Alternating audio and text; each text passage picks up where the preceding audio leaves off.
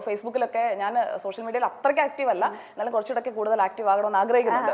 അപ്പോൾ നിങ്ങളുടെയൊക്കെ ആയാലും വീഡിയോസിന്റെ ഒക്കെ കട്ട്സ് ഒക്കെ വരുമല്ലോ, മൈൽ സ്റ്റോൺ മേക്കേഴ്സിന്റെ ആയാലും ഒക്കെ കട്ട്സ് വരും, അല്ലെങ്കിൽ മറ്റ് ഇതിന്റെയൊക്കെ കട്ട്സ് വരും, അതിനിടയിലൊക്കെ കമന്റ്സ് വരും. അതുപോലെ തന്നെ ഞങ്ങളുടെ ഈ മീറ്റ് ദ എഡിറ്റേഴ്സ്, അതാണല്ലോ ഇപ്പൊ ചർച്ചാ വിഷയം. എന്നെ വിളിക്കാനുള്ള ഒരു കാരണം അതാണല്ലോ.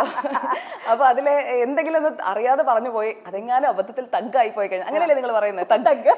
അപ്പൊ അങ്ങനെ തഗ്ഗായി പോയി കഴിഞ്ഞാൽ പിന്നെ അങ്ങ് എടുത്തിട്ടങ്ങ് ട്രോളന്മാർക്ക് ചാകര എന്ന് പറഞ്ഞു വീണ്ടും അവളെത്തി എന്നുള്ള വീട്ടിലാണല്ലോ. അപ്പോൾ അങ്ങനെയൊക്കെയുള്ള കാര്യങ്ങൾ അതൊക്കെ എന്ന് പറഞ്ഞു കഴിഞ്ഞാൽ കുറച്ച് പേർക്കെങ്കിലും നമ്മൾ പറയുന്നതിൽ, അതായത് ചിലതൊക്കെ വളരെ സീരിയസ് ആയിട്ട് ഞാൻ പറയുന്നതായിരിക്കും, അതും ചിലപ്പോൾ തമാശയാവും, പക്ഷെ അത് കുറച്ച് പേർക്ക് സന്തോഷം വരുന്നുണ്ട്. ഇപ്പൊ ഇരുന്ന് ഇന്റർവ്യൂ ചെയ്യുന്നതിന് ഇത്രയും ചിരിച്ചില്ലേ, അപ്പൊ അത് നമ്മൾ ആ ഒരു സംഭാഷണത്തിൽ ആ ഒരു വൈബ് വന്നുകൊണ്ടാണ്. അപ്പൊ ആ ഒരു വൈബ് നമുക്ക് കൊടുക്കാൻ പറ്റില്ല. നമുക്ക് ചുറ്റുമുള്ള ആളുകളെ നമുക്ക് ചിരിപ്പിക്കാൻ പറ്റുന്നുണ്ടെങ്കിൽ നമ്മുടെ ജീവിതത്തിൽ വിജയിച്ചു എന്നാണ് ഞാൻ അങ്ങനെ വിശ്വസിക്കുന്നത്. യൂഷ്വലി നമ്മൾ ജേർണലിസ്റ്റ്, നമ്മളിപ്പോൾ എന്റർടൈൻമെന്റ് ആങ്കേഴ്സ്, ന്യൂസ് ജേർണലിസ്റ്റ് വേറെ തന്നെ ഒരു കാറ്റഗറി തന്നെയാണ് പോകുന്നത്. ജേർണലിസ്റ്റുകൾ പൊതുവെ വളരെ സീരിയസ് ആയിട്ട് നിന്ന് ഇനിയിപ്പോ ചിരി വരുന്ന സിറ്റുവേഷൻ ആണെങ്കിൽ പോലും ചിരിക്കില്ല. ഞാൻ ഓണർ ചിരിക്കാറുണ്ടല്ലോ. അതാണ് ഇപ്പൊ ആ ഒരു സ്റ്റൈലൊക്കെ മാറി കാര്യമായിട്ട് ചിരിക്കുന്നുണ്ട്. എന്നെ ട്രോളാൻ വേണ്ടിയുള്ള പരിപാടിയല്ലേ എന്ന് ചോദിക്കുന്നുണ്ട്. ഈ ഒരു നിങ്ങൾ തമ്മിലുള്ളൊരു കാറ്റ് ഫൈറ്റ് എന്ന് നമുക്ക് പറയാൻ പറ്റില്ല, കാരണം ആണും പെണ്ണും ആയതുകൊണ്ട് കാറ്റ് ഫൈറ്റ് എന്ന് ഡോക്ടർ അരുൺ, ഞങ്ങൾ ടോം ആൻഡ് ജെറി, ആ ഒരു ഗിവ് ആൻഡ് ടേക്ക് ഉണ്ട്. രണ്ടുപേരും വളരെ സീരിയസ് ആയിട്ടുള്ള ഓപ്പോസിറ്റ്, രണ്ടുപേരുടെയും പേഴ്സണൽ ആയിട്ടുള്ള പൊളിറ്റിക്കൽ സാധനങ്ങൾ അതിനകത്ത് വരുന്നുണ്ട്. രണ്ടുപേരും ഒരു സ്ഥാപനത്തിൽ വർക്ക് ചെയ്യുന്നുണ്ട്. പക്ഷെ എഗെയിൻ അത് കണ്ടു നിൽക്കുന്ന ആൾക്കാർക്ക് ഭയങ്കര രസകരമായിട്ട് തോന്നാറുണ്ട്. അല്ല, ശരിക്കും നിങ്ങൾക്ക് അത് ഇഷ്ടപ്പെടാറുണ്ടോ? എനിക്ക് വളരെ ഇഷ്ടമാണ്.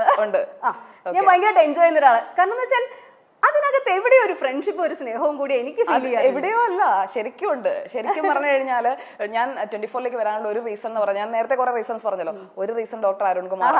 അതെ, കാരണം നമുക്കൊരു അപ്പുറത്തൊരാളുണ്ടെങ്കിൽ, ചില നടന്മാരും നടിമാരും ഒക്കെ പറഞ്ഞു കേട്ടിട്ടില്ലേ, അപ്പുറത്തൊരാളുണ്ടെങ്കിൽ ആ ആക്ഷന് റിയാക്ഷൻ കൊടുക്കാനായിട്ട് നമുക്ക് പറ്റും. അപ്പോൾ എനിക്ക് ശരിക്കും പെർഫെക്റ്റ് ആയിട്ട് എനിക്ക് റിയാക്ഷൻ കൊടുക്കാൻ പറ്റുന്ന ഡോക്ടർ അരുണിനാണ്. തിരിച്ചും അങ്ങനെയാണെന്നാണ് ഞാൻ കരുതുന്നത്. അടുത്ത ഇന്റർവ്യൂവിന് ഡോക്ടർ അരുണിനെ വിളിക്കണേ. തീർച്ചയായിട്ടും. അപ്പോൾ ആ ഒരു ഗിവ് ആൻഡ് ടേക്ക് വരുമ്പോഴേക്കും അത് ഇതുവരെ മലയാളം ന്യൂസ് ചാനൽസിൽ കണ്ടിട്ടില്ലാത്തതാണ്. അപ്പോൾ ഈ മീറ്റ് ദ എഡിറ്റേഴ്സ് എന്ന് പറഞ്ഞ ഷോ കൺസീവ് ചെയ്യുമ്പോൾ ആൻഡ്രോ സാറും, ഞങ്ങളുടെ MD ആൻഡ്രോ സാറും, അതുപോലെ തന്നെ നെറ്റ്വർക്ക് പ്രസിഡന്റ് അനിൽ അയ്യൂരും ഞങ്ങളുടെ ആ ഒരു എഡിറ്റോറിയലിന്റെ ഭാഗമാണ്. ഡിസ്കസ് ചെയ്യുമ്പോഴേക്കും ഇങ്ങനെ ഒരു ഷോയെ കുറിച്ച് പറയുമ്പോൾ എല്ലാവർക്കും ആദ്യം ഒരു ടെൻഷൻ ഉണ്ടാവുമല്ലോ. എനിക്ക് ആ ടെൻഷൻ ഇല്ലായിരുന്നു, കാരണം ഇതെന്ന് പറഞ്ഞ ഒരു പ്ലാറ്റ്ഫോം ആണെന്നുള്ളതാണ് ഞാൻ അന്നേരം മനസ്സിലാക്കിയത്. കാരണം ഇങ്ങനെ ഒരു പ്ലാറ്റ്ഫോം മലയാളം ന്യൂസ് ചാനൽസിൽ ഉണ്ടായിട്ടില്ല. കാരണം നമ്മുടെ എന്താണോ പേഴ്സണൽ പൊളിറ്റിക്സ് എന്താണോ, നമ്മുടെ വ്യൂ പോയിന്റ് എന്താണോ, അത് ഓൺ എ ഗിവൺ സബ്ജക്ട് നമുക്ക് പറയാൻ പറ്റുന്നു, നമ്മുടെ ഒരു നിലപാട് പറയുന്നു. അപ്പൊ അതും എന്നെ കളിയാക്കാറുള്ളതാണ് കേട്ടോ, നിലപാട് ഞാൻ മാറ്റില്ല, അത് എനിക്കുള്ള ഒരു ട്രോളാണ്.